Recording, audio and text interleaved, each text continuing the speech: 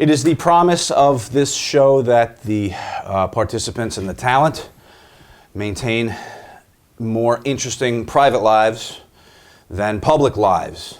And this is the biggest chance we've ever taken on this particular series because we know so little about our guest other than what he's given us on camera.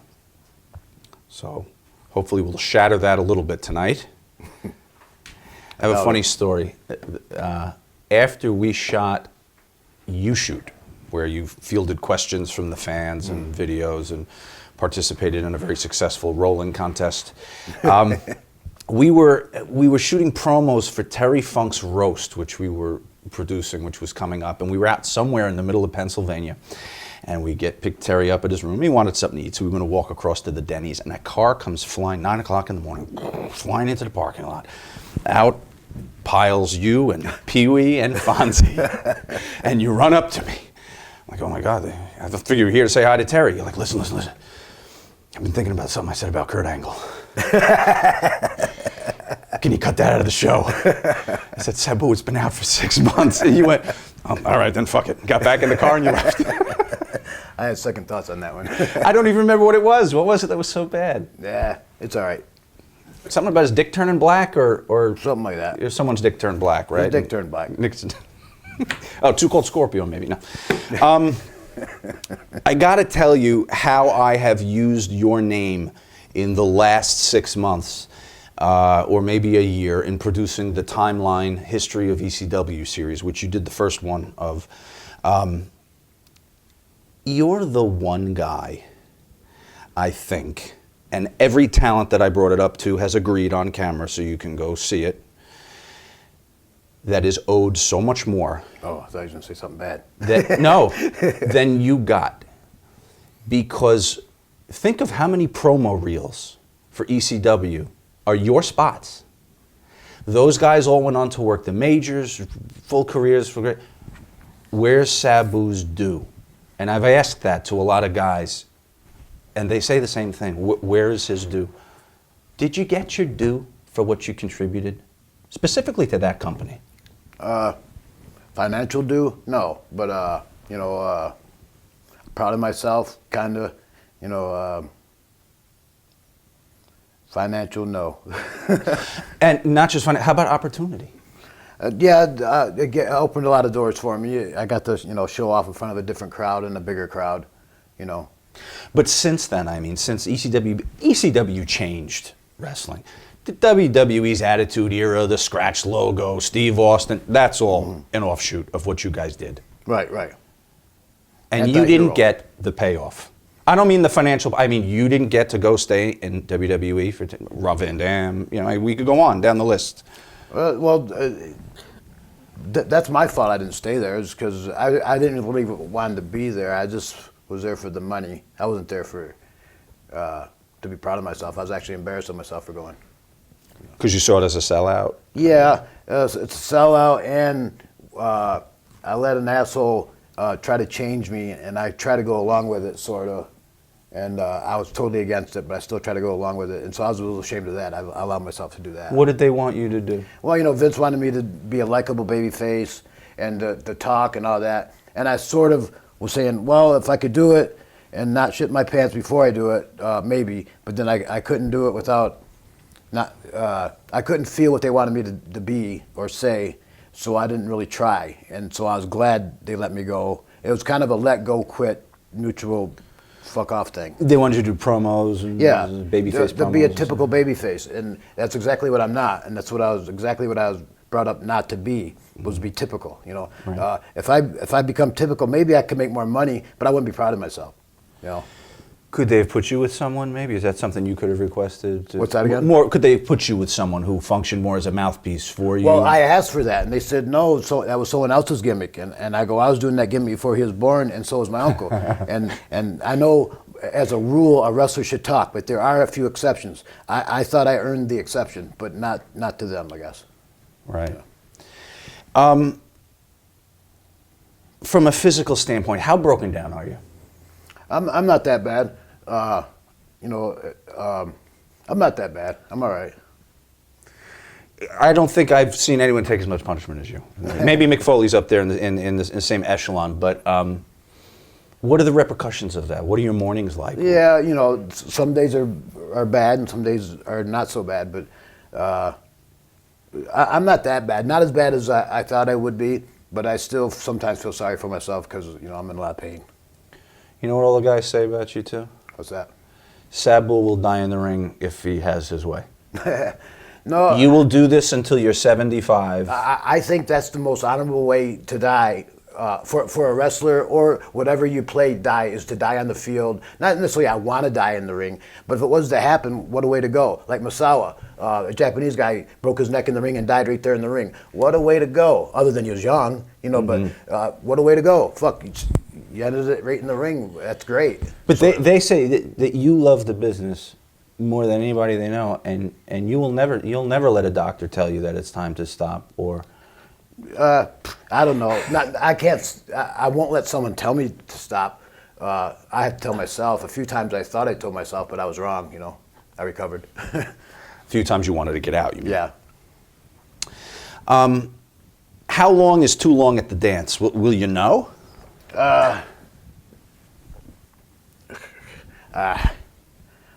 You'll never know when it's time to get out. Because I've been a little too long at the dance myself. You feel now you've been too long at the dance. Yeah. But I still got you know, a little bit to offer. Not as much as I did years ago, but I think I still got some new leaves to turn. You know. But in your quiet moments, in your private moments, you say to yourself, "I got to wrap this up. I gotta." Yeah, because it just takes too. I got to muster up too much energy. You know, muster up. You know, thinking about certain things, and when I don't want to, you know, I have to like try harder at it than I did before. Before, you know, it wasn't that easy, but it was a lot easier than it was now. It was easier to do shit, you know. Right. Are you at least now? I didn't have to think twice if I could do it today. I always knew I could do it today until recently. I kind of questioned some of the stuff. So you just naturally you'll scale back on what you're doing. Yeah. You'll tell a promoter. No more. No. Promoters don't really tell me to do anything. Okay. It's all pretty much up to me. If they give me a high spot or a suggestion, I kind of go, okay, then I'll forget it on purpose. You know, I'll tell them I forgot it because I just don't like to be told what to do. Right. Just because I'm an asshole. Now, if you didn't tell me that spot, I probably would have did it. But like tables and all that stuff, you still. Oh yeah, definitely. The only time I don't use a table or chair is when they hide it from me. As a kid, were you like a daredevil? Did you do like jackass kind of stunts, jumping off shit? Kind of, but not like jackass. But it was jackass in the day, I guess. But that's what I mean. Yeah. Yeah, kind of. Like what? Jumping out of trees and shit. Jumping ramps on a bike, or swinging on a tree and the rope breaking, or climbing trees and falling out of them, or falling out of them on purpose. How much money has been spent on injuries and hospitals and doctors? Not that much, because most of the time I pretty much fix myself. Right, you know? The old tape around the jaw, a little crazy glue on the cut, and we're good, huh? So that wasn't that expensive. Sabu's emergency room. Right. Well, I tell people that I'm like one step below a doctor, but only a doctor for myself. I can't fix nobody else. Medical insurance? I have it. Okay. Just don't call on it very much. Last time I went to the hospital, it was like 6 hours just to get a damn x-ray, and I'd rather just... How hard is it for a professional, not just how hard is it for you to get health insurance? It was difficult because of what you do. Years, but, I got it now, so that's cool. You know. Okay. Any regrets for the way you've worked in the past? Yes and no. You know, I wish I would have made more money, but then when I started, and even now, I'm not in it for the money. Even I was explaining something the other day. They go, you don't have a lot of money, and I go, who's thinking about money? I'm thinking about doing this thing, doing my thing. Who's thinking about money? Any regrets about the way you worked? You still could have been a professional wrestler and not gone off the top rope into the crowd. Yeah, I could have, but I wouldn't have been unique, I think, and I wouldn't have been, proud of myself. So I'm proud of myself because I came up with some shit, and no one else done it, and other people are copying. At first they say, "Man, fucking guys are copying me." Now I'm saying, "Ha, they're copying me, but they're not very good at it, but they're copying me." I influenced them. Right. They still suck though. Your injuries, I think we covered this on one of the discs, but what would you consider your top 5 worst injuries? Well, my neck would be number one when Chris Benoit broke my neck. And that's about it, really. The other ones are just pretty much minor. Like right now, I got a torn rotator and broken collarbone, but those are things that are just ordinary to me now. Right. The arm, the thing. No? That was pretty bad, but yeah. that didn't really hold me back much. Just my neck. My neck didn't stop me, but it held me back. I felt it for years. Right. So you'd consider the worst injuries the ones that made it difficult to work. Yeah. I couldn't work probably. It was like 6 years. I had a nagging fucking neck ache, and it was about 2002, 2001. It kind of eased off, and now it ain't so bad. But from '95 to like 2001, 2002, it was nagging. Did it ever offend you that you would go out to work, and regardless of how you felt that night or what you did the night before or whatever creative angle you might have been involved in, 1,000 people would have went home disappointed if you didn't almost kill yourself? No, I made that. I built that. That grave myself, and then someday I'll fall in it. But right now, I'm trying to stay out of the grave. But the pressure, though. Yeah, but you can't have an off night, or they're gonna go, "Oh, that sucks. Sabu didn't jump off the balcony." Yeah, tonight." I feel pressure like that, but that's what I put myself into. I don't really like pressure, but I like pressure. But that's a pressure you put on yourself. Yeah, exactly. Yeah. You put yourself in a corner where you've got to put yourself at risk. But I don't mind the corner. I painted myself into a corner, and I don't mind it. Something you told me on one of the other shows in talking about yourself, you said I don't play a character, and you said your uncle was very much the same way. The Sheik, it wasn't a character, that was him. But there must have been times where you, as your other alter ego, Terry, would see your uncle in a way nobody else saw. Yeah, but there'd be some times like that, but most of the time he was 24 hours. That's the way he was. Not running around speaking Arabic, but always the same guy on his way to the ring as he was on the way to the dressing room, on the way to the car, and on the way to the hotel. He was the same guy, Not going crazy, of course, but it wasn't like turn it on, turn it off. It was always on, How close in your immediate family was the Sheik? He's my mother's brother. Okay, your mother's brother. So he was always around, any family functions, and he was always a part of your life, even when you were very small. Yeah. The wrestling family fascinates me. I've talked to Lanny Poffo about this, and Greg Gagne. Is everyone kayfabing each other all the time? Like, Mrs. Farhat couldn't come in and say, "Oh, how'd you work last night?" She had to be kayfabed to a certain degree. Yeah, kind of like. And when I first started, we kayfabed the other parts of the family who wasn't in the business. Right. Now, you insult their intelligence. Now, if they don't know, I don't clue them in. But if they ask me, I'll tell them the truth. Oh, today you mean? Yeah. Oh, yeah, but I'm talking about in the 70s. Back then we worked them. We didn't let anybody in on it. Would your aunt be talking business? Of course. With the Sheik? Oh yeah, and Carney. She could speak Carney better than me. That's amazing. Yeah, she knew the business way better than I do. I only know how to wrestle. She knows the business. She knew it better than Sheik did too. Sheik knew wrestling. He didn't know the business part of it. She knew everything. How much older was he than you? The Sheik? Yeah. He was 59 when I was 19. When I was 21. No. Okay, so. Yeah. So she's passed also, your aunt? Yeah. She just died last year. Oh, okay. What about your side of it? Your mom, your dad, did they talk about what Uncle did? My mom did. My dad was never around, so I don't know what he talked about. But my mom, she talked about it, but she didn't know. She was just scared for him, and although he was this vicious heel, she would cry for him. It was funny, Right. Well, that's the thing too. When somebody when you're kayfabing your family, and the guy is playing a scumbag on TV or some fearsome character, it's like. Do you have to go to school and listen to shit about like your uncle's? No. Devil. When I went to school, everybody goes, "Oh, the Sheik's my favorite." But once I turned my back, fuck that Sheik, But when, did to not my see face, you. they were his they were the favorites. Your childhood in Michigan. outside of your uncle running around stabbing people and throwing fireballs, a normal childhood? Yeah. See, everybody thinks I know like he took me in the wrestling business when I was a baby. No, he kayfabed me up until I was 19. Which he always knew I wanted to be a wrestler because whenever I came to his house, whenever we came to his house, went to visit him like almost every Sunday for 1,000 years. I'd always stare at him, and then when I said I want to be a wrestler to him, he goes, I know. I go, how'd you know? He goes, I could tell the way you stared at me for the last 20 years.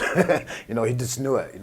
Were other guys over for was Abby there for Sunday dinner? Sometimes, yeah. Every Sunday would be a different guy. Bobo or Mighty Igor or Don Cat. Somebody would be over Sunday because Saturday they did Kobo Hall.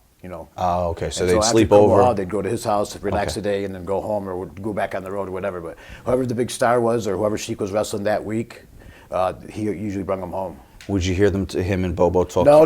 They were never in the same room together. They're in the same house. You're fucking kidding me. Bobo would sit in the living room and eat, and Sheik would sit in the dining room and eat. And they would never talk or anything. Babyface and heels were separated in the home. In the house. Yeah. I ask people if they're separated in the building. They're separated in the house. Even in the house. Phenomenal. So you never saw interaction. But now if a heel was over, that was okay or no? Even then, Sheik didn't want to see you until it was time to work, but you can come take anything you want from his house or help yourself, but he just didn't want to talk to you. You have a big estate? Oh yeah, a giant mansion. Okay. So he did well. He was in addition to being a good worker, he was a good businessman. He made a lot of money, yeah. I think you told me his best advice to you was Lanny said Angelo's advice was save your money. You told me his best advice to you was, do you remember what you told me? Never suck a dick. That dude. Never suck a dick for a job, I think was the exact quote. Yeah, well, that's true. And maybe that's why you never made it in the WWF. That could have been. Could you please tell me a sweet moment from the Sheik? Seeing him play with a grandchild or crying at a sad movie. Could you please make him human? Yeah, he'd kill me. But there's a lot of times you see him like that with his granddaughter Susie, and it almost made me sick how nice he was. Really? Yeah, because I always wanted to see him stay the mean Sheik, but he'd be the mean Sheik to everybody except for her. He was the double mean Sheik for me. Once you started training, or when you were a kid? No, once I started training. Before that, he was nice to me. Well, yeah, that's a whole thing. I mean, going to work for him. I mean, first of all, what kind of pressure did that put on you? I was scared to death, but he only taught me each lesson once. I got it the first time. I'm not saying I'm smarter than anybody else, but it just seems like whenever he said something, I never got it wrong twice. Right. How would he reprimand you? Would he do it privately, pull you aside and say, listen? You yell at me in public, yell at me in private. Not really slap me around, but kind of tug me around, push me around. Really? Yeah. Yeah. But was he like that with all the boys? No. Or just me. Because I remember he told me to get everybody some coffee. I did, and then I said something, and he reamed into me, and then the other guys come out, pulled me aside, goes, "Don't worry about man. He doesn't like you. It's all right," because they didn't know I was his nephew. So he hid that from the others, yeah. So that there would be For 5 years, we didn't tell anybody I was his nephew. We didn't even tell people. If they asked, the first 5 years was no. After that, if they asked, I would say yes. Okay. And that was the Sabu the elephant back then? No, I was Terry SR for my first 5 years. I don't know what SR means. And then he named me Sabu the Elephant Boy on my 6th year. Okay. So you didn't do any of that for the first 5 years? No. The head, okay. And then actually when I was Sabu, when I first got named Sabu, I had the Indian headdress. And he wanted me to be an Indian, like a Hindu Indian. And I go, why? He goes, because you're a heel. I want you to be a heel. I said, well, how's that going to make me a heel? He goes, because I hate Indians. So he hated Indians, so he wanted me to be an Indian so people wouldn't like me either. Who were people in his inner circle that were also the creative types, running the business, doing the booking with him? Who was his inner circle? My Aunt Joyce, for one. She was a big influence. Wow. Oh, yeah. There's a lot of guys like, Ernie Roth, there's a lot of guys. But there wasn't a lot of guys. It seems like a lot of guys, but there's a few guys he trusted their opinion, When did you learn, you said he kayfabed you to when you were 19, but did you know wrestling was a work until you were 19? Or I didn't know, but you kind of know. How was it revealed to you? he never, till this day, said it's like this. It's just, I learned it, and he assumed I caught on. He never said, okay, now this is kayfabe, and this is it, or this is how it's done. This is it. He just said, do it like this, and now ease up on it. Okay, so he's telling you don't kill the guy. First he said kill the guy. Then he said, okay, now don't kill Work the guy. backwards. Yeah. I see. Right. Well, but there is a time where they have to, somebody, a booker, him, has to say, the result is going to be this tonight. Okay, yeah, there was a day he said he did that, because my first few matches, like 20 matches, were all draws, 10-minute time limit. So I didn't know how, and even till like my 20th match, I still didn't have someone tell me a finish, up or down. And then, of course, for the next 5 years, I was down. I go, why do I got to lose all the time? He had your job for 5 years. Yeah, even when to I humble you. Even when I wasn't on the same show as him, he'd send me to West Virginia or something, and I go, yeah, I'm Terry SR, and my uncle says I got to go over it. He goes, no, your uncle just called, says you got to go down. Why do you think? Just to teach me humble, Right. So you'll appreciate the wins. Yeah, and appreciate following orders when you don't want to. Learn to follow orders when you don't want to. The rest of your family, what did your parents do? You said you weren't close to your father. My dad, I don't know what he did. I'm not sure, but my mother was a cook and a homemaker, and me and my mother's always been together until she died a few years ago. We always lived together for my whole life. And did you know your dad at all? I know who. Yeah. I know who he is. Yeah. But he just wasn't present in your life. No, my mom and dad got divorced when I was 3, so I don't really have no recollection. Like, I know who he is. I've seen pictures of him, but there's no feeling there. Okay. Siblings? Yeah, I got 3 brothers, 3 sisters. What do they do? Normal stuff? They do it. Most of them, a couple of them are in the factory. Oldsmobile, Fisher Body, and the other one works at Walmart. Stuff like that. In Michigan, the auto industry. What do they make of what you do? I don't know. At first, they laughed at me when I was younger because I was too small. Now, I don't know. I think they're proud of me. I'm not sure. They don't communicate with you that holy shit, I saw you on TV last night. It was amazing what you did. Yeah, but you kind of take that with a grain of salt. They're only telling you did good because you're in front of them. Now, I had a horrible match a few weeks ago, and someone goes, "Oh, great match." I go, "Of course you're going to say that. I'm in front of you, but what are you going to say behind my back? That's what I really want to hear." But of course, my family puts me over to my face. But yeah, I think they like me. What were their relationships with the Sheik? Like, none of them were enamored by him and wanted to follow into that business? Not that I know of. They were close to him growing up like I was, just that I was a little closer after I grew up. A lot closer after I grew up. What did you refer to the Sheik as when you were a kid? Sheik. As a kid, dad, Poppy, Grandpa, nothing. Yeah, well, that's what he wanted. I didn't say dad, I didn't say uncle. It was Sheik. Sheik. Yeah. Even his wife, my mother, all of his kids didn't call him dad. They called, or Edward, or they called him Sheik, His kids didn't call him dad. Called him everybody Sheik. Called him Sheik. And if you didn't, he corrected you. Right. You said on a previous show also that in describing why you didn't want to talk on camera, not on the show, but in wrestling, was that it was just who you weren't comfortable. You said you had a social anxiety. Is that something you dealt with from childhood? Oh, yeah. Like right now, I'm not having a problem talking because I'm comfortable with you. But usually I have a problem talking, especially with a crowd, But when you were a child, though? Same then. Like in school, like if you had to be called in class? I'd panic if I had to say something in front of the class. Wow. I'd like to shit myself. And was it ever... And to go into wrestling where you're in front of... Well, because I like the physical wrestling, tumbling part. I didn't like the talking bullshit. So I figured if I was really good at the wrestling, I wouldn't have to do the talking bullshit. Did Sheik ever say, you have to start to learn to work a microphone? Yes, from day one. And then I did a little bit. Then I cut this promo one time, and he said, "Promise me you'll never talk again." All you had to do to be asked never to talk again was to talk once. Yes. It was great when he said that. Was he serious? Yeah. I was, some guys got it, some guys don't. And he was a believer, and so was Paulie. You emphasize the guy's strengths, not his weaknesses. Right. And so if he's strong at this, let's push that. You can work on the other stuff, but if he's not good at it, there's a time you have to say, okay, you're not good at it, stop it.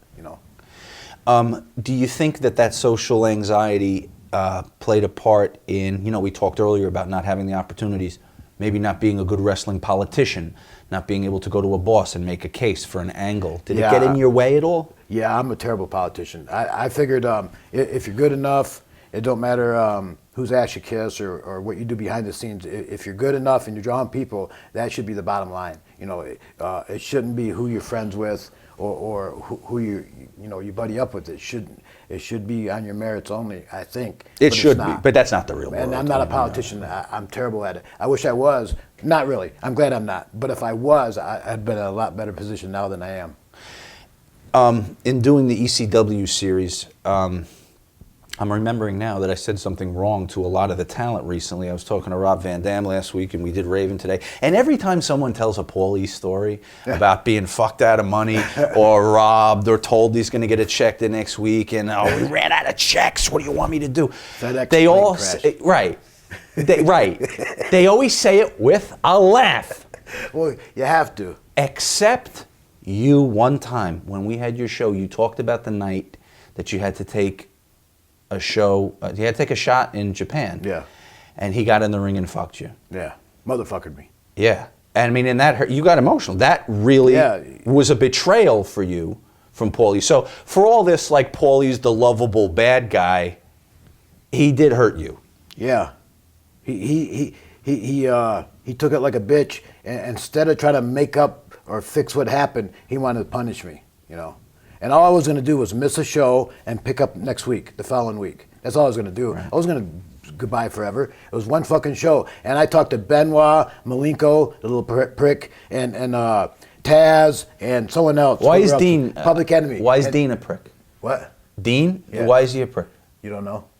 I haven't worked with him. He's a little asshole. But anyways, we'll get to him in a minute. Okay. I called those guys and said, hey, I'm going to go to Japan. And they go, yeah, take the money. And then the very next day, they motherfuckered me. The two-faced pricks. Right. And now Dean, that's why he's a little bastard, because one of the things is that he's he's very two-faced. Another thing I never asked you, on You Shoot, Pee Wee was throwing out names of people, and he mentions Andre the Giant, and you go, that fucking asshole? Why'd you say that? Because, like, Andre, he's a giant. He worked for your uncle all the time, right? Well, yeah, he respected my uncle. He didn't respect nobody else, almost. When he seen anybody, everybody was below him. And, of course, they're shorter than him, but that don't make them, less anything. And he treated everybody like that, even me. And he didn't even know me, Really? Okay. So I didn't really like him. I was amazed I had the size, but I really didn't like him. So, in talking about the business and talking about promoters, I have to ask you, because it's such a hot issue, what responsibility does the business have for so much of the abuses with chemicals that we see? Is it almost an occupational hazard that if you're going to do this, you're going to be exposed to pain pills? Because injuries are common, so of course we're going to take pain pills. Not everybody takes them, and not everybody gets hooked from them. Just that when a wrestler dies, it makes the press. But when someone dies on your neighborhood block, it barely makes the press. But the same amount, could have been the same way, and the same amount, many people has died, but if you're a wrestler entertainer, it's magnified that industry is, or that corner of the industry is bad. Do you think the business, though, has a responsibility to monitor it and to? No, you got to do that yourself. We're men. Right, but because you're being asked to do things that are so risky. I'm gonna tell you, no one asked or ordered me to do one backflip, and if they did, I did a different backflip. I was all voluntary. If I broke a bone, I ain't blaming it on nobody, unless my opponent did it on purpose or stupidly. But I don't blame it on the promoter or the business. I would have did it anyways, regardless of the money or where I was. I would have still wanted to do it, So you can't blame. No one forced me to do anything. I heard these guys go, I cut my head for Paulie and I broke my bone for Paulie. Mm-hmm. Bullshit. You begged Paulie to be on the show and you cut your head to impress him, and you broke your bones because you tried too hard. So don't put the shit on Paulie. Paulie does a lot of things, but he can't make you do what you do. He could have told me not to do my stuff, and I would have did it. I would have did twice as much. But there is also kind of a tacit understanding where if you don't make that dive tonight, promoter might say, the match was a little flat. Maybe, but if that dive is going to make or break you, then you're probably not very good at the other stuff. Everybody goes, wow, he's a good wrestler. He can do a moonsault. Yeah, but can he do a headlock? Can he do an arm drag? You know, those things you do first, and then you do a moonsault or something pretty for icing on the cake. Because you have icing, don't mean you have a good foundation. You know. Your first exposure to drugs, did you see any of it in Detroit, working the Detroit territory, the boys there? No. Mostly alcohol? I never took no drugs until I broke my neck, and then 2 months later, I broke my shoulder. By the same guy, Benoit broke my neck, and he broke my shoulder in Japan, and he gave me my first pain pills, muscle relaxers, and then I never stopped. Right. And that was 1994, 95. So as a kid, you didn't experiment with drugs, smoking pot? Well, not pills and stuff, marijuana. Right. Listening to your Bob Marley records, maybe? Yeah, Bob Marley. So, but your heavy-duty use and exposure came out of injuries. Of course, yeah. Where's that threshold where it's necessary for maintenance, for getting up, for doing the job, for getting to the ring, alleviating the pain, being able to work? Where does that tilt and start to become, this is dangerous, it's overkill, I can't function and get up and take a piss unless I don't know. I'm a bad judge for that because, I've taken my share. We'll get to all that, but where do you think it is? Is it after 2 years? Is it after? I don't know. See, I really didn't take him to get high. I took him to relieve my pain, and one of the side effects, I got high, and I enjoyed that, of course. But now when I take him, I don't get high. The high is not being in as much pain. What was the question? Well, I just wanted to know where is that point where I just need to take this not to be in pain and to be able to work tonight versus I need to take this to be able to get through my day and live. Oh, I don't know. I can't answer that. Talk to me about the aggregation of how much resistance builds up in your body, whereas maybe when you first started it was one muscle relaxer from Benoit, but at a certain point it was probably 5? Or more, yeah.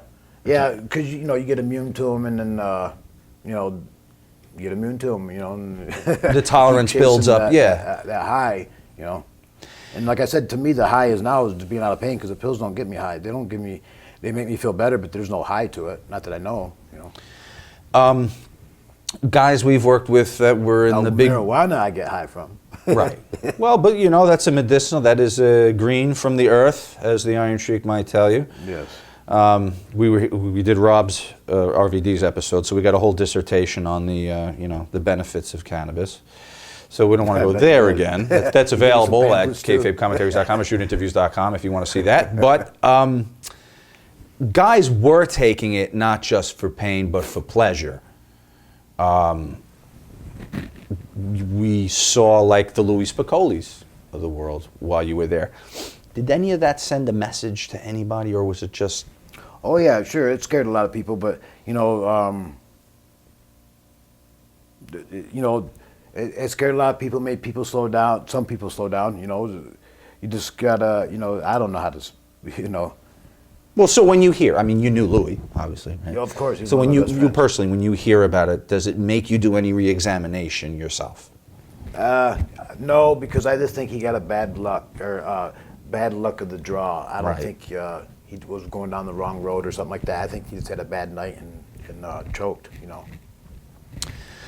Bad nights. Yes. Extreme Rising, April 2012. Yeah. You said bad nights. It seems good a time as any to bring it up. Take me through the whole night. I've read all the reports. I've read every website and every wrestler's point of view. Horse's mouth. You tell me what happened. All right. I arrived the day before in Philadelphia somewhere, and I bought a bunch of gimmicks, pain pills and stuff, and muscle relaxers and some other stuff. And they said, you got a 9 o'clock, tomorrow at noon, you got an autograph signing. I said, well, I'm not going to do it. I told them that the night before. I told them that the week before. I'm not going to do it. So in the morning, come around noon, they knocked on my door. They said, we got to go do, around, I think it was 9:30 or 10. We're going to get ready to go to the autograph signing. I said, I'm not going. So I closed the door, put a microwave in front of the door, and took some gimmicks, went back to sleep.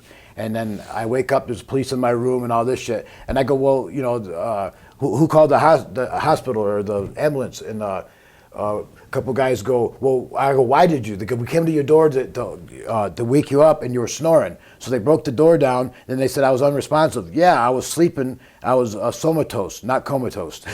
You know, I was out, but I wasn't dead. And they go, you know, they're giving me CPR, so they said, and all this other stuff. But if I'm breathing, why would I need CPR? But anyways, when the paramedics and the police got there, there was no one in my room.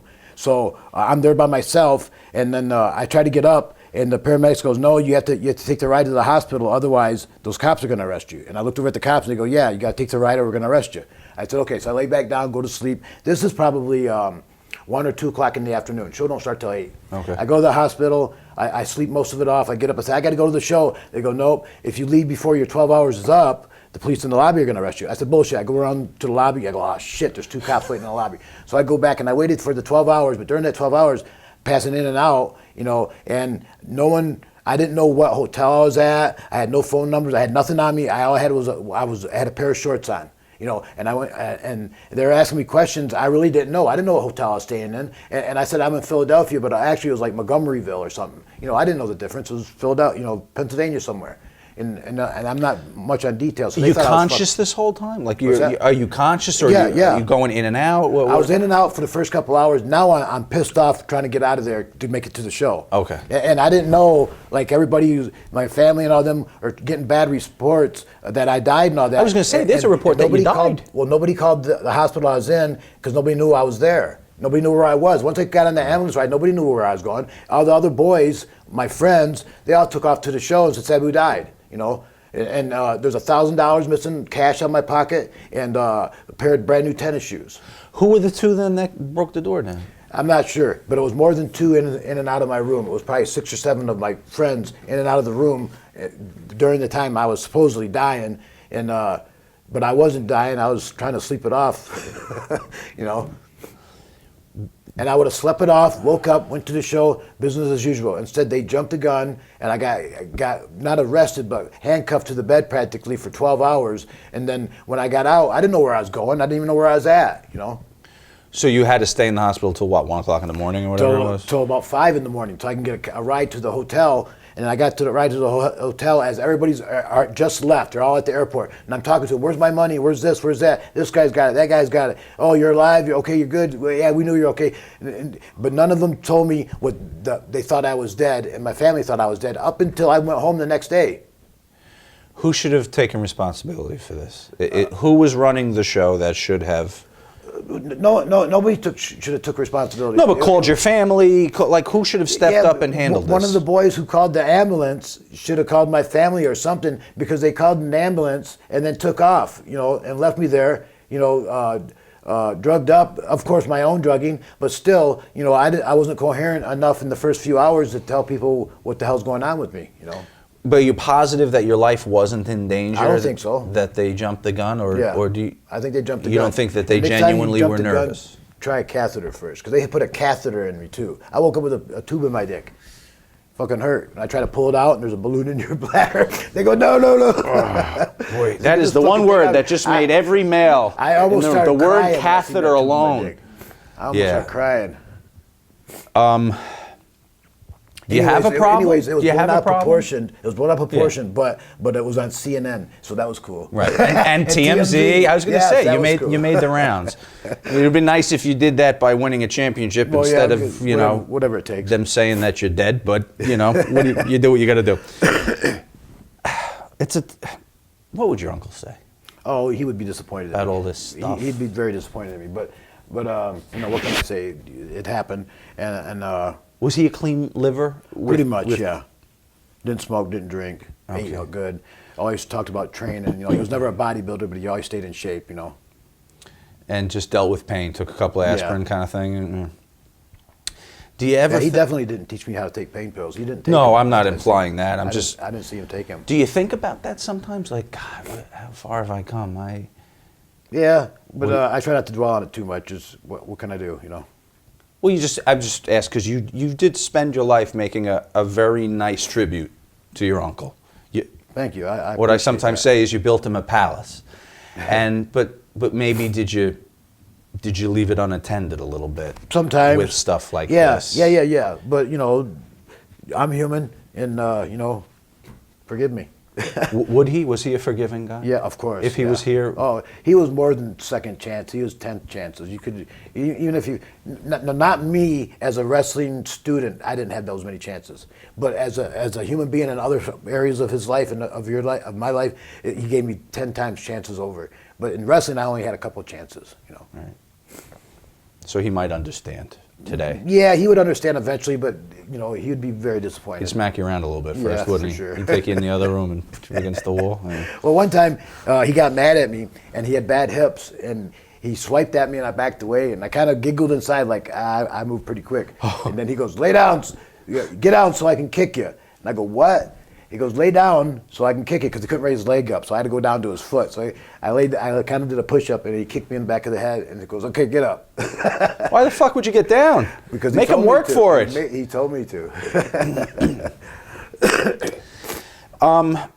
Your dealings with Paul, Vince, and Bischoff, which were better? I guess Paul. Vince was more profitable, but Paul, he let me express who I was and didn't give me no restrictions. You know, and for a few years he was cool. He was good for a few years, and I'm not saying he's stupid. He's just, you know, he's not you know, I don't know. He's not stupid, that's for sure. He knows the business.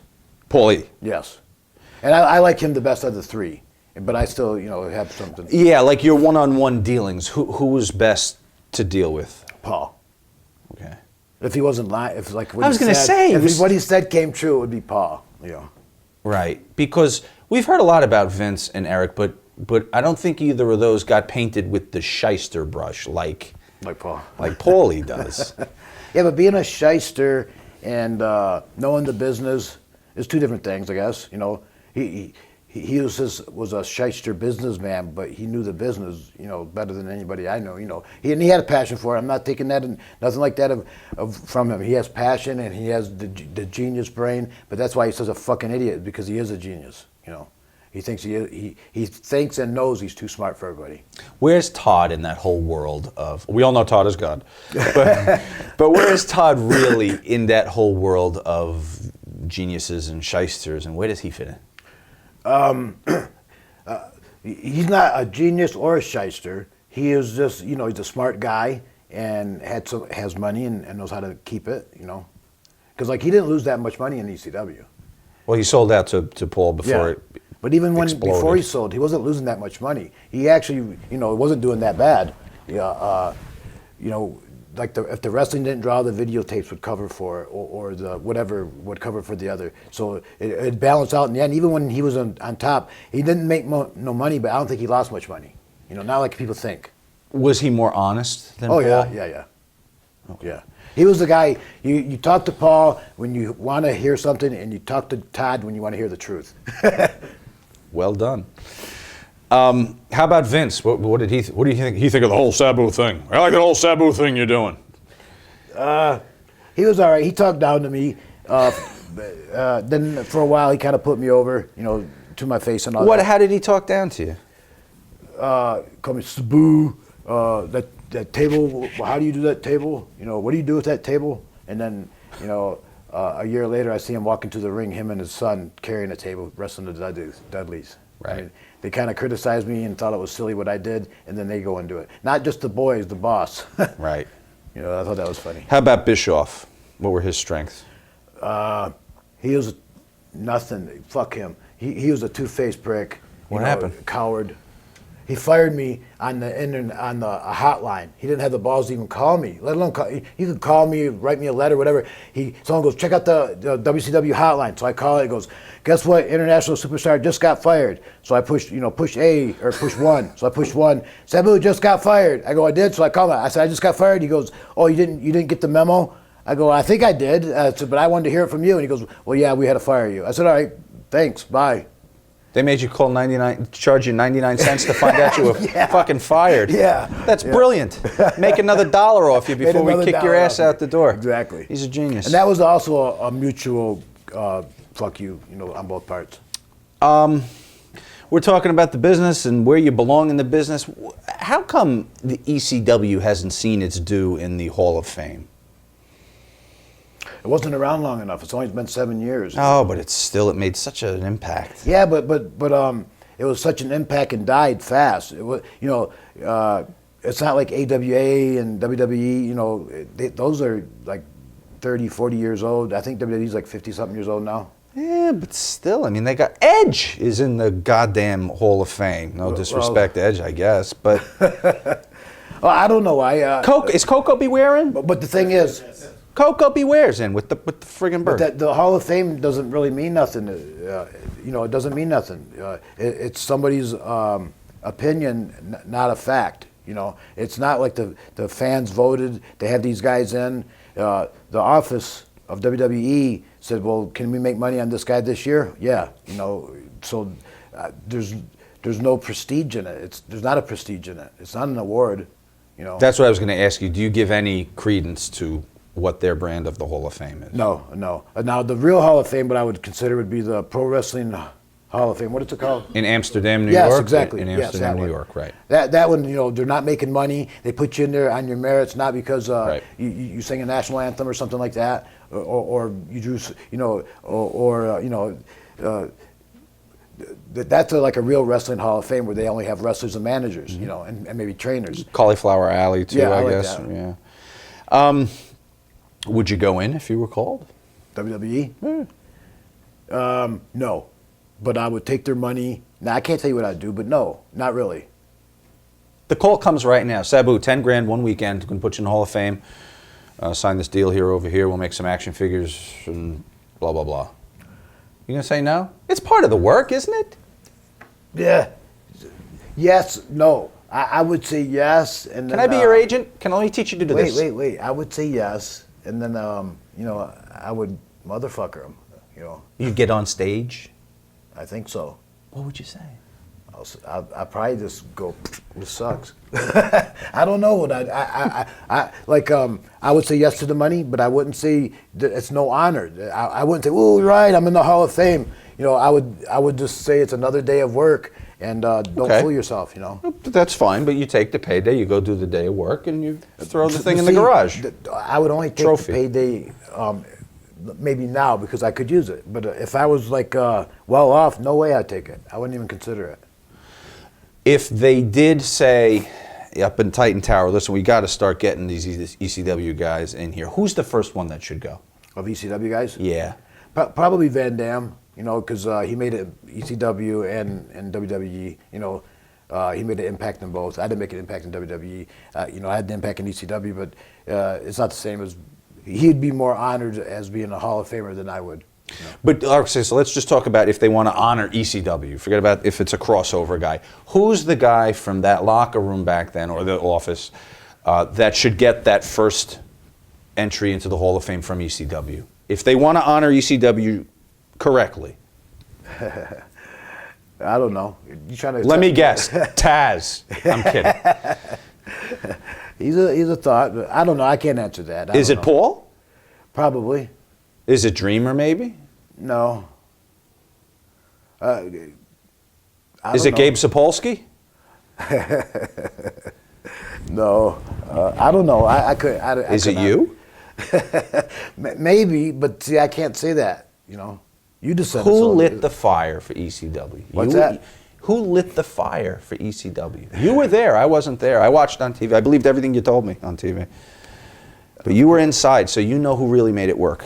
I guess I could say I did, but I don't like saying that. And then I'll say it, and you just agree with me. I think you should be the first one in the Hall of Fame if they want to truly honor what ECW was and what they learned in Connecticut from watching ECW. Yeah, I could maybe agree with it, but I try not to. All right, you're humble. Your uncle taught you that too, probably. A very funny moment on the timeline history of ECW disc. I brought up a date to you. I forget what it was. I said, and that must be a big day for you. You must remember that. And you said, what happened? I said, you got married. You said, oh, fuck that. Well, you got married in Japan? Yeah. And then a ceremony here? Well, I got married here first, in Michigan, just so she wouldn't get deported because she's Japanese, just like a formality. And then we really got married for real in Japan, You know. Okay, so I see. So you did something here, and then you went over, and then crazy world you're bringing a young lady into this wrestling thing. Did she get it? Did she? Yeah, she just can't take a punch. Like I punched the shit out of her, and she just keeps getting knocked out. No, she didn't know it was a work. She took the wrestling business good. She knew. She knew what she was getting into. She's into. actually Terry Funk's goddaughter. She was like a Terry Funk fan way back in the day, like when she was 10 years old, and it was like her and 10 other Japanese people. They'd follow him around, and they followed him up until today. 30 years later, 40 years later, she still follows him today. Like in Japan, she goes, yeah, Terry was here and Vicky were here. You know, they said they miss you. You know, we went out to dinner, all this stuff. Her and those 9 other people still hang out and still follow them around. Fans or workers? They're fans, but now they're closer than fans. Right. But I mean, at the time when they started following Terry, they followed because they were a fan of his work. Oh, yeah. Wow. And so through Terry, you meet her. Kind of. You know, Terry wrestled for FMW, and she came to see him, and that's how I met her. You know, and he told me to stay away from her, that she was a nice girl. And I go, how do you know? You know. And you win her over, Sort of. despite the social anxiety. You're able to charm her. Yeah. And you decide to get married and take the Winnebago on the road. Yeah. And she's down with all this. Yeah. That's a good woman. Not anymore, though. I'm divorced now. No, I'm going back in time. We're taking people up. We're taking people. But there is a child? No. There is not a child? No. Okay. No. That was a conscious decision? Yes. When we were back younger, when we first got married, like I didn't want nothing to slow me down, you know, no more than what she slowed me down. So I didn't want no babies or nothing like that. But I had dogs I took with me on the road, which I consider my babies. But and then it just slipped by, and then we just never had kids. But in the beginning, it was conscious that I didn't want to have no kids. Because of the schedule and just the craziness of being on the road. Right? And she was okay with that. You think it would have changed how you worked? Not the schedule, but would you not have taken so many chances if you had to go home? No, it would have changed nothing. Interesting. My mother was a very, very worrywart, very bad worrywart.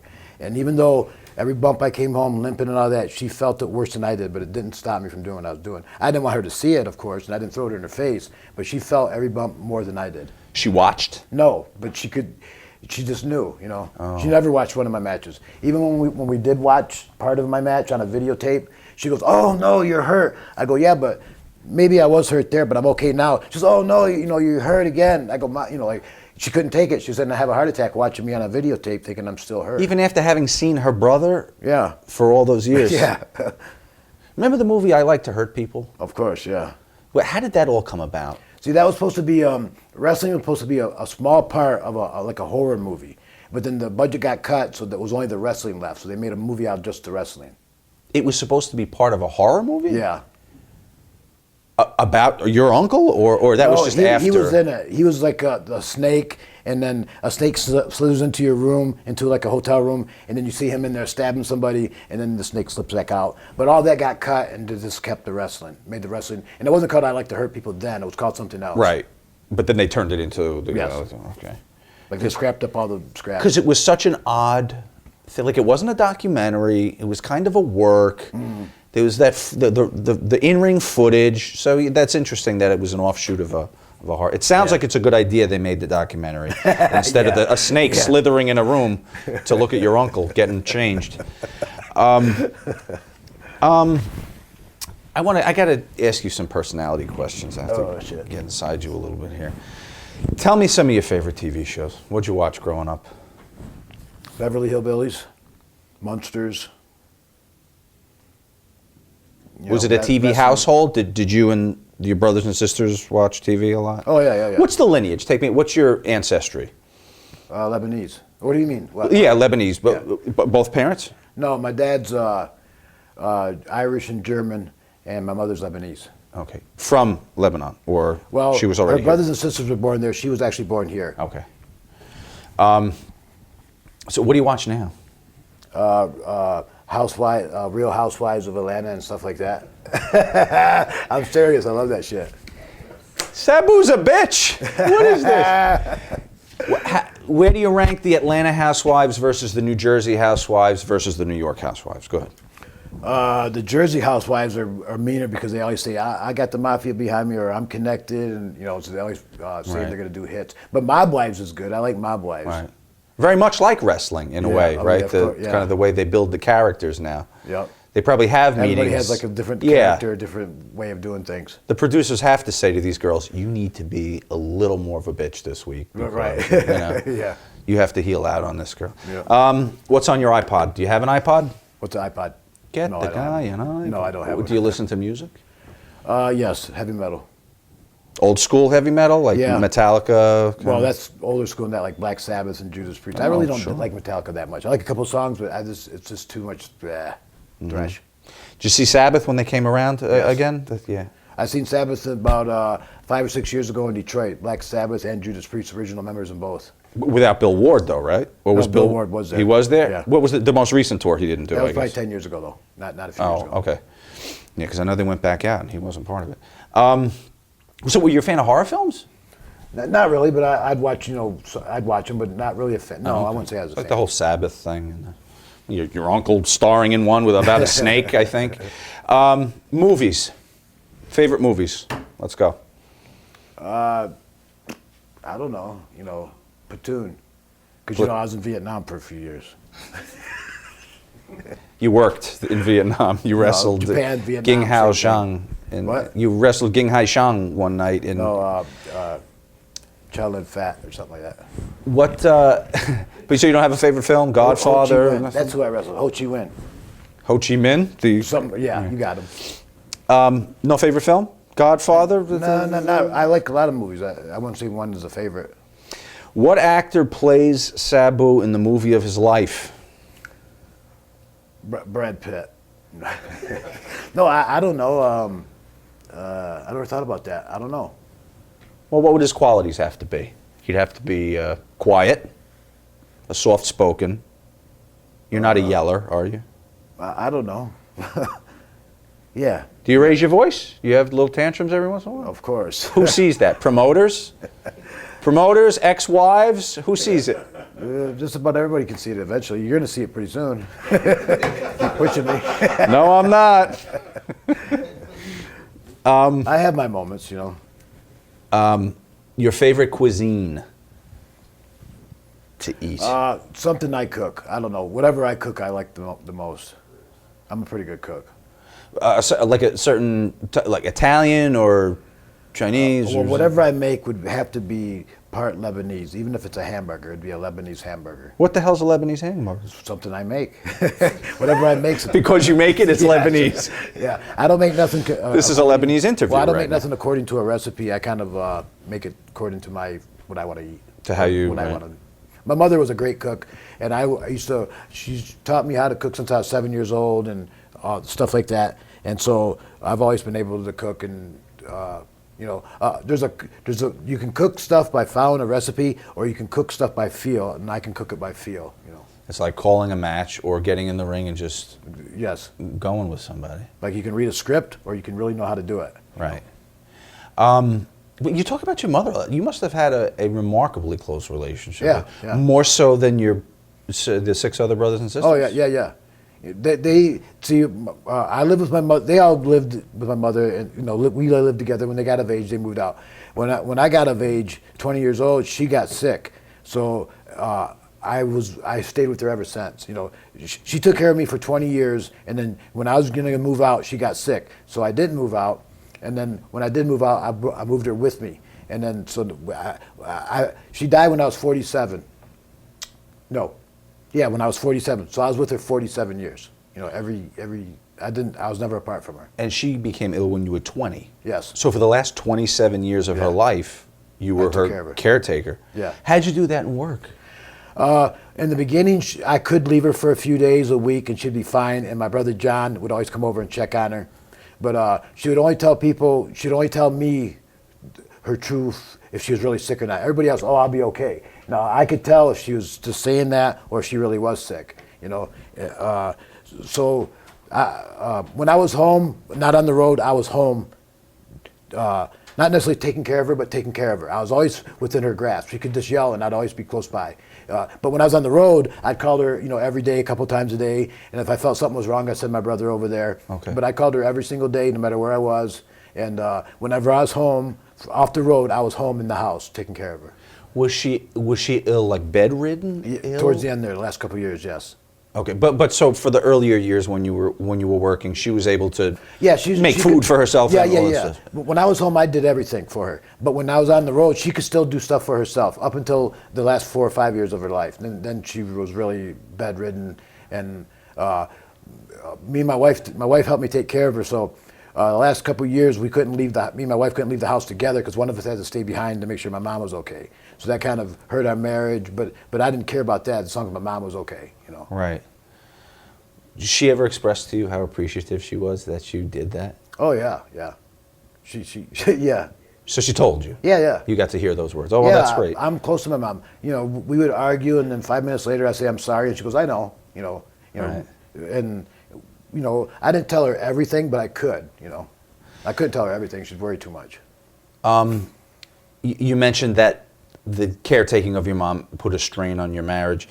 It's always curious to me how to maintain a marriage in that business. It has to be impossible. Well, it's almost impossible. Who's done it successfully? What's that? Who's done it successfully? I guess your uncle, you said, because Terry Brunk and my uncle. Oh, that's your Terry. Yeah. But Terry, I think there was some years they were apart. Yeah, but they're still together They're now. still together. Him and Vicky. Your uncle did it. He basically by making his wife his business partner. Right. So, but 'Cause my wife was also a photographer. Also, she was a photographer, so she got paid to come with me sometimes. Also. So okay, that helps. We got to work together. Is that better or worse having her in all those cities? It was. It got to be worse. Yeah. At first it was cool. Then it got to be a pain in the ass. It's good to leave the house sometimes, Sabu, you know what I mean? Get her a fucking photography gig shooting the botanical gardens in Staten Island or something when you have to go south. Did the wrestling business break up your marriage? No, just time. When I say we were married 15 years, and it was just time. Grew apart. Yeah. Mutual decision. Yeah. Yeah. It wasn't like one of us left each other. We both was. I'm trying to think of any other wrestling marriages that I could cite that have been successful. Who's still married? Rob's still married, right? Benoit. Oh no. Oh my god. That one ended pretty good, right? I can't believe you said that. Actually, I'm sorry to say that. I love Nancy. I've known Nancy ever since my first day in the business. I've known Nancy longer than I've known any other wrestler. Well, it's poignant to And bring Kim this Salt. up and to bring this up with you. Where do you stand on the whole concussion thing? Blaming concussions for a lot of stuff these days. I don't know. I don't know that much about them. I know I had more concussions than almost anybody I know, and I don't want to kill my wife or kill my partner. Right. Kick their ass, but No, but it's a serious point because they're starting to attribute a lot of stuff to concussion. I don't know rightly or wrongly. I don't know the science behind it, but makes you wonder: are all wrestlers now in danger of killing their spouses? Are all NFL football players? No, I think it's blown up proportion, and it's also coincidence. Concussion, murder, concussion. Bad decisions.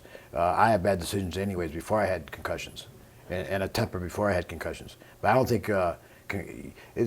And they blame it on steroids too. For what he did.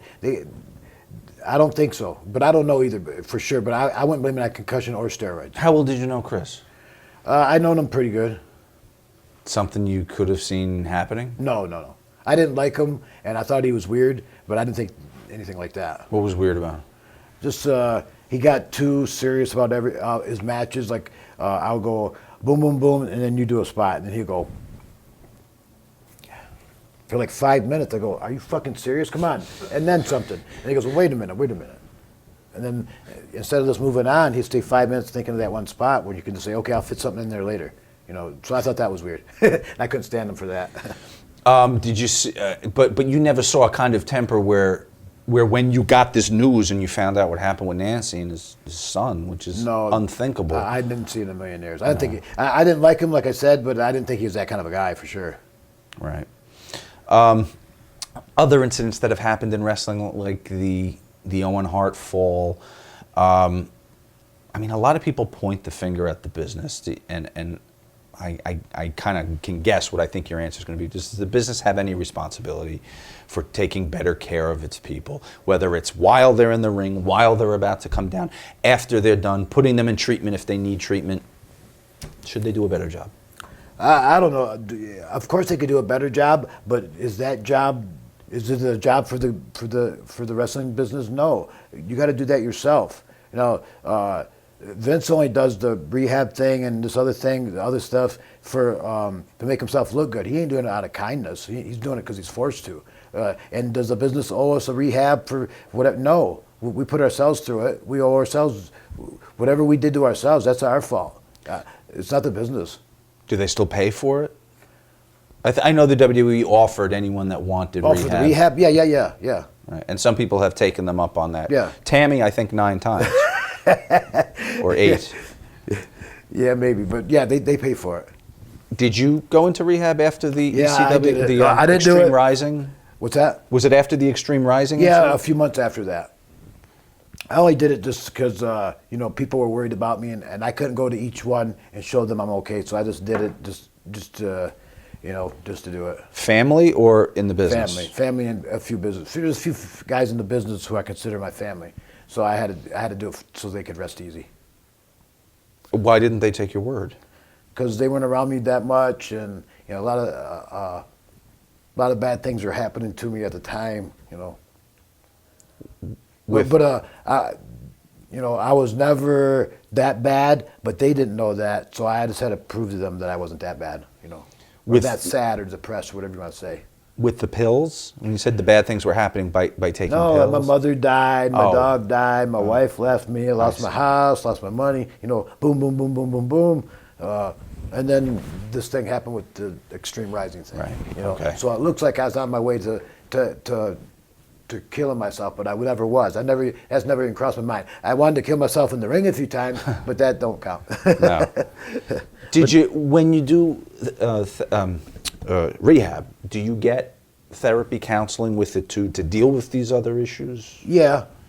I didn't listen to you. I was going to say, I don't picture you being a very good patient. No, my name in rehab was Terry Addict Pass. Because every time you go to AA meetings and stuff, and you're supposed to share a story or a war story, I call it. And I never would. I never opened up. I never told a story. And every time they come to me, everybody's looking. After 3 weeks, they're waiting for my story to come out, and I go, nope, pass. So you wouldn't share something from your life that you were supposed to tell about, or a down and out moment that. Yeah, or I took so many Quaaludes or snorted so much coke, and they made it sound like fun. And so I said, I'm not glorifying my drug use or my drug abuse or whatever. I was ashamed of it, actually. So I didn't want to. I just kept it to myself. How badly was the coming down off of it? It wasn't nothing. They give you medicine while you're in there. It wasn't nothing. They give you withdrawal medicine. So I went from being deathly sick on the airplane to being very okay when I got there. Wow. What is the? Is it a Subutex or something like that? Suboxone. Just Suboxone. Right. Yeah. And but now when you leave there, are you supposed to continue Suboxone? No, you only do it for a week. After 4 or 5 days, you're physically not addicted no more, unless you're super duper bad. But it takes 4 or 5 days, and then you're not physically dependent on it. Then it's all mental after that. You want to get high or you want to do this. Well, but you're still dealing with real body issues. It's not just mental. So how long before you leave rehab do you take your first painkiller? I went from rehab right to an Extreme Rising show, and I reloaded then. Right. With any second thoughts? No. I would have stopped pain pills entirely if I was out of pain. But there's no out of pain right now, and there was no out of pain then. I just said I'm okay, but really I wasn't. I was hurting. What did they tell you in rehab to do in that situation? Because you do have... Call a sponsor or, take a bath, ease your pain. All that stuff's fine if you have time to do that. But I was back on the road. I can't say, okay, stop the airplane. I got to take a bath. You definitely can't wear that outfit, stand up and say, stop the plane in today's society. Yeah. It's over. Right. So when you kind of reset, you go to rehab, you get it out of your system, the withdrawal's over, you reset yourself. Can you come out and just start with one pain pill again, or does it have to start with 8? No, you can start with one because Is the tolerance gone? I mean, yeah. The tolerance comes back down. Okay. You know, so one does work, but then it gets built back up. But then you got to, you know, the tolerance comes down but the mental thing is, like, even when you're not in pain, you're saying, I should take this pill because I'm going to be in pain soon. You know, not that you're in pain now. You know what I mean? So that's like the mental thing. Oh, like interesting. take You it don't want to before feel the pain, so you get it ahead of time. Get it ahead of time, and then it gets out of hand. But right now, I'm doing good. Just that, you know, I do need them to function sometimes. Right. You're going to work in the ring tonight? Yeah. You going to take a pain pill? I don't have any. Do you got any? I don't. No. You're not going to take a pain pill? No, I'm not that bad today. Okay. So it is a day-by-day kind of thing. That's good. Yeah. What percentage of the guys that are working today have to use pain pills, would you say? Ooh. I don't mean the young kids that are 20. I'm talking about the guys in your circle, the guys you're going to see tonight. Well, I'd say like, you know, 85, 90%. You know, it's a pretty high percentage of guys who do that because they're hurting, you know. How expensive is that? Well, if you get it from a doctor, not so expensive. If you get them on the street, very Well, no expensive. doctor's going to give you what the average wrestler needs, probably. No, right? but it's a start. That's Monday. What about Tuesday? Worry about Tuesday. I mean, you can't show your tits to someone in the broom closet and ask for 35 somas or 37. You're killing me. So you gotta get them. You gotta pay for them. Yeah. How expensive are they? I don't know. They're pretty expensive. You pay per pill or like for a bottle? What? You per pill. You pay per pill? Why are you killing me? I'm curious about the world. About that world. Teddy Long just told us that Viagra on the black market's about $20 a pill to get your dick hard. You know, I heard 40, but 40? Well, he was selling them for 10, and he got brought to wrestlers' court because of it. Oh yeah. Yeah. He said that was a few years ago, so they're probably up to about 20 now. And Mabel Viscera used to like to take him in the locker room and sit there and watch his dick get hard in the locker room. I've never heard that. Just so you know. Oh my God. All right. I could've went all day without we that. call these questions the final 5, Sabu. Terry, Sabu, I don't know what to call you anymore. Sabu's fine. Yeah, but we talked about your family. I couldn't call a grown man Sabu. We talked about your family. All right, these are the final 5. Dinner with one person, dead or alive. Who is it? My uncle. Sheik. One last dinner. What would you talk about? I don't know, but I'd like to see him when. That'd be great. Yeah. What year did he pass? 2003. So he got to see all the ECW stuff at least. Yeah, most of it. What do you think? He thought we were doing too much, you know. Giving it away. Yeah. What did he think of Paul? Did he know Paul from? Yeah, he knew Paul. He kind of felt the same way I did, you know, very smart, but he had his downfall, his ways, you know. Right. So he even could sense a charlatan when he saw him. Yeah. What's the most illegal thing you've done?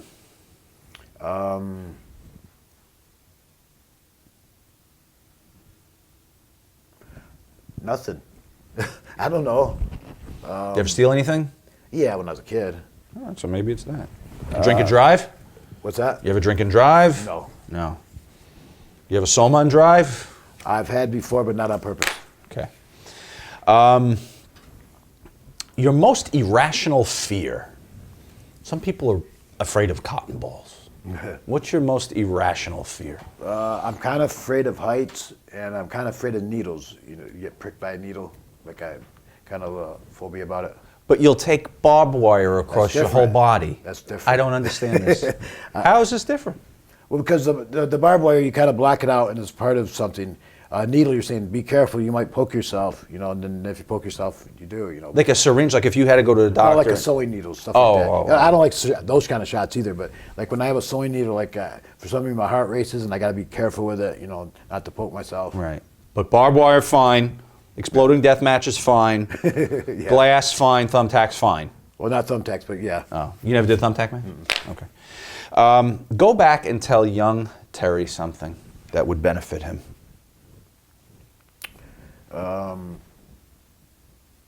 brush your teeth. I don't know.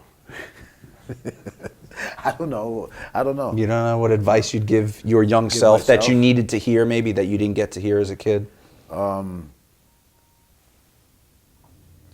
don't know. Learn to work the stick, kid. Don't trust guys with perms. That's what I heard. Don't trust guys with perms. Yeah. Has it turned out to be true? Yes. What's a perm these days? Perms are like little curly hair. Yeah, I'm trying to think. Like Lanny Poffo in '85, maybe. I'm trying to think who else would have had one.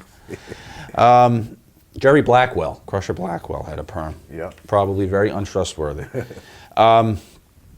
If heaven exists, what would you like to hear God say to you as you arrive at the pearly gates? Really? The honest guy, hopefully God says, I forgive you. I hope. Well, you're forgiven here. Well, For any sins you have. Yeah, I'll absolve you of what I can. I know I'm not an evil person, but I've done some bad stuff. You know, who hasn't? You've done bad stuff to yourself, though. Yeah, I've done bad stuff in general, too. I'm not ashamed, not proud of. Listen, everyone masturbates. Don't worry about it. Don't be ashamed of it. Thank you very much for your candor. I know that it's tough anyway for you to do this stuff, but for you to allow us inside your family and inside your personal life is probably a little more difficult. So I thank you for giving us the opportunity. Thank you. You made it easy for me. Okay, and thank you for watching. Again, really, thank you.